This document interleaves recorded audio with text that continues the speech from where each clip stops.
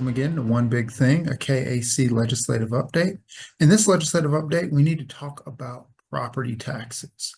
Obviously, property taxes are a big issue for all of our counties, and so we need to talk about the two resolutions that are working their way through the legislature that deal with property taxes and specifically deal with valuations. The first one, Senate Concurrent Resolution 1603, focuses on capping valuations. This would place a 3% cap on valuations of property. That means that the value of a property could not go up more than 3% during any given year. So if a property was valued at $100,000, it could be valued at no more than $103,000 the following year for tax purposes. Now, the interesting thing about this value cap is that it would still allow for the market value of the property to track differently. So the market value would be separate from the taxable value, which could add some interesting wrinkles as property values rise. The other property tax is House Concurrent Resolution 5011.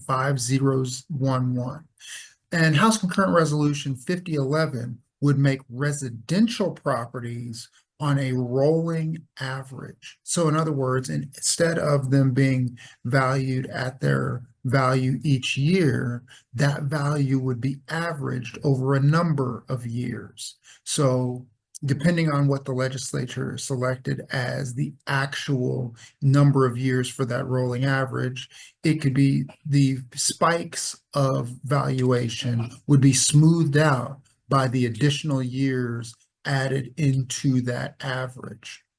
This would be interesting because the interesting thing about 5011 is that the legislature would be able to set the number of years for that valuation. So the rolling average could be any number of years that the legislature determined, and the legislature would also be able to change the number of years for that valuation.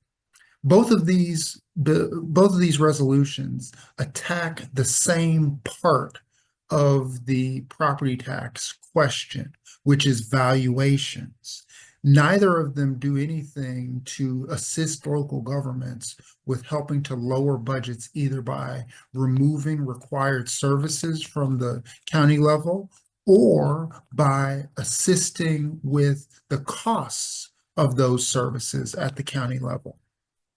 This is actually interesting because there are other bills out there that would assist with the costs at the county level, which would result in savings for local property taxpayers.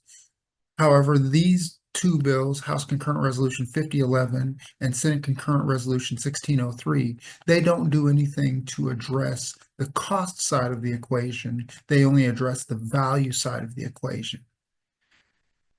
Both of these bills are currently in the House. The Senate passed Senate Concurrent Resolution 1603 earlier this session. The House has yet to do anything with it. The House is looking at House Concurrent Resolution 5011. It's still in committee.